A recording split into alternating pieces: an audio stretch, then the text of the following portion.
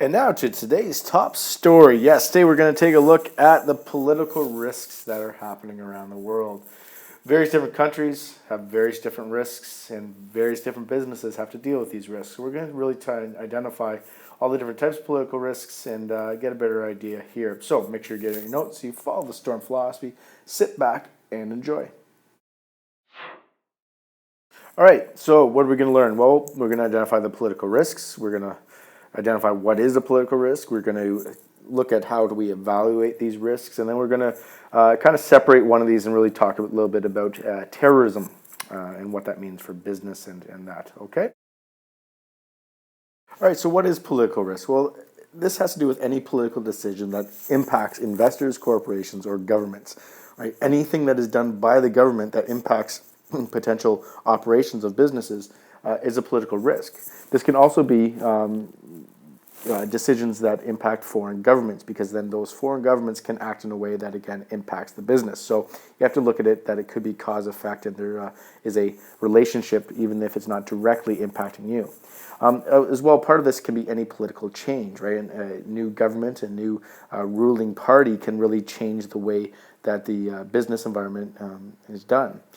Most of this comes down to economic or social policies, right? So change in how the monetary policy is working, or a change in social policies will often impact the business. The other part here is events, right? Any event that in the region or in the country that leads to instability can impact business as well. Most of this boils down to, therefore, the degree of political stability. Right? How stable a government is really allows for businesses to assess the risk and therefore gauge it and understand how it's going to impact them. How oppressive a society is also is something that has to be accounted for with political risk, because it's only a matter of time before a society which is oppressed does rise up. May not be in your generation, but down the road. But political risk can be understood and managed with proper precautions and proper research, and we'll talk about that a little later.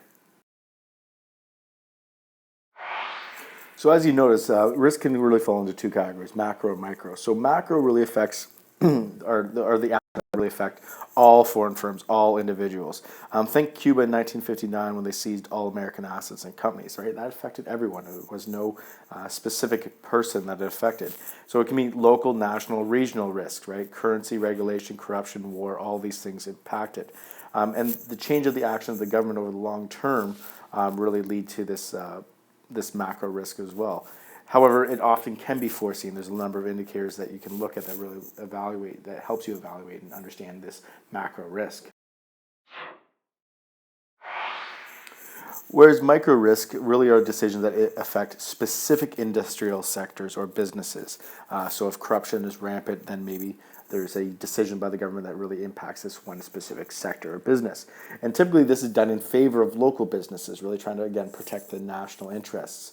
And therefore, it really often impacts just project decision-making in a region or a specific business interest. Not really, again, the idea of it's not impacting the wide range of businesses, just specific individuals, specific businesses, specific projects.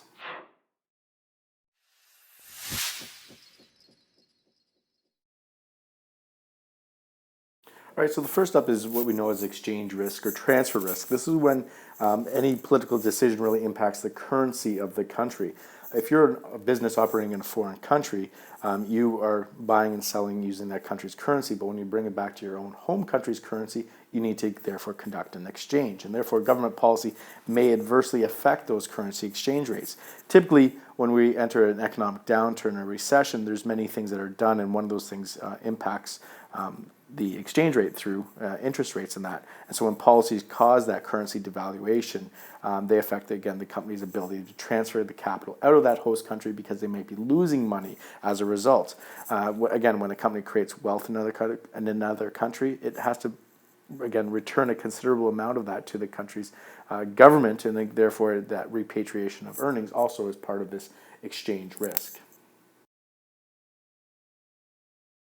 So the next up is the idea of general political instability, right? This is through strikes, riots, civil war, rebellion, revolutions, anything where the society is really rising up and telling the government that they do not accept what they are doing.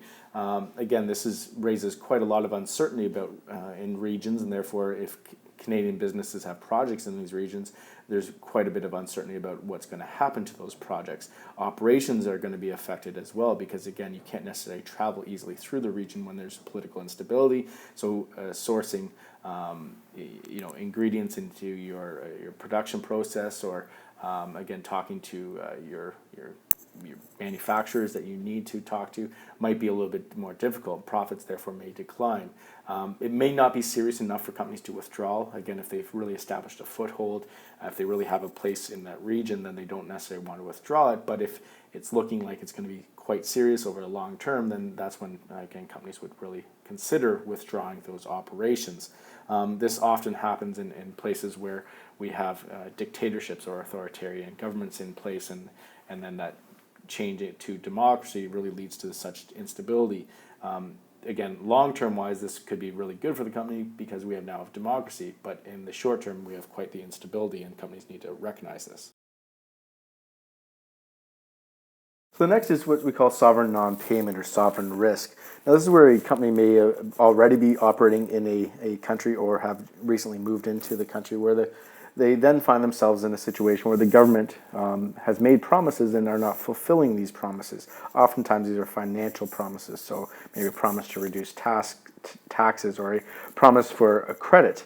And then through various different events, they fail to live up to those obligations. And this could leave companies in a very deep debt, for example, or maybe they need that kind of credit from the government to continue their operations.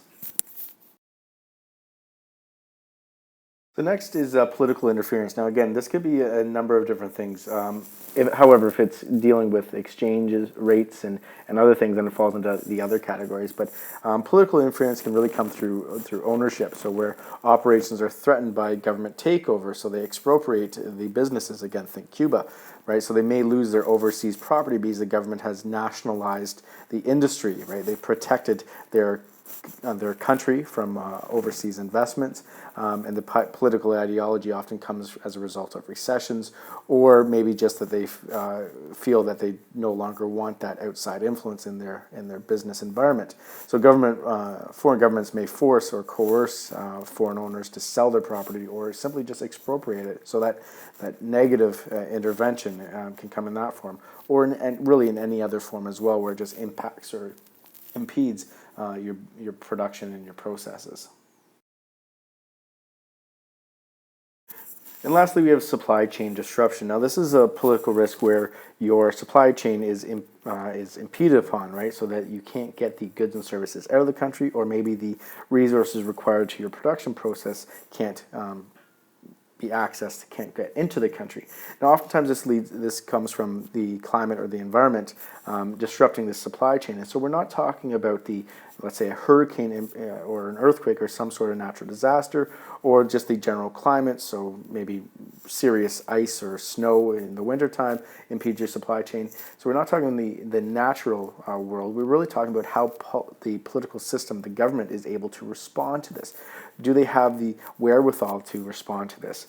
The other part is the infrastructure that the government has laid down for transportation. Again, we often overlook the fact that roads and highways and rail lines and all these other forms of transportation, this all comes as a result of government laying down this foundation. And if they're unable to, again, this could be supply chain disruption, or maybe they've done so, but they're not able to maintain it.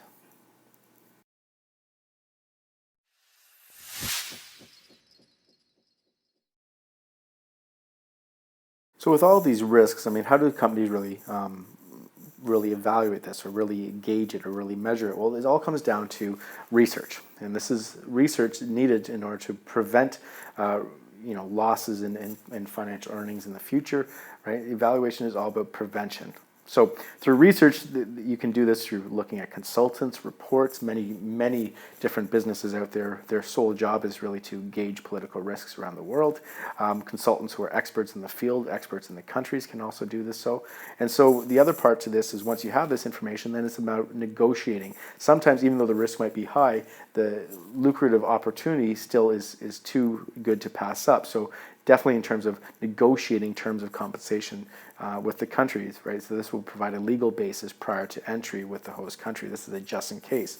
And you can also purchase insurance to really prevent this from happening, or if it does happen, to, again, ensure that you are successful, right? So you need to ask yourself and ask a number of questions in order to really evaluate the risk. And it's really about looking at all these different risk factors, asking these questions, and then again, doing your research in order to answer these accurately. So one of the things I wanted to really look at and separate from the rest of the risks is it could fall within any of them, and all of these political risks really can then lead to what we know as terrorism, right? Post 9/11, we have a whole new world at our hands, right? And for businesses to operate in this new world, they really have to be aware of the global economy and the global social situations that are out there, right? Understanding the various groups out there that might cause terrorism and therefore impact a number of your business decisions and operations. I mean, terrorism can affect all sorts of things. One of the major things, though, is definitely that supply chain interruption.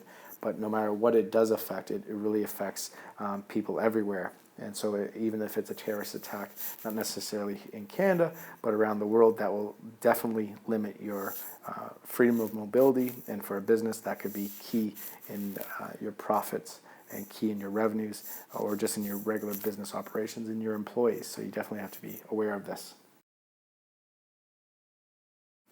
All right, so this brings us to the end of our lecture. Now, I pose this question to you. Where do you think the riskiest place is in the world? Now, I'm sure many of you will automatically jump at a certain place, but I guess I'm really asking, where's the riskiest place in the world to do business? Some of the most riskiest place in the world, there's no real international business happening.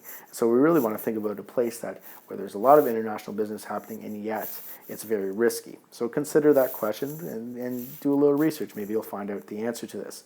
So make sure you have gathered all of your information, and that's it. That's all. It's everything. We'll see you tomorrow.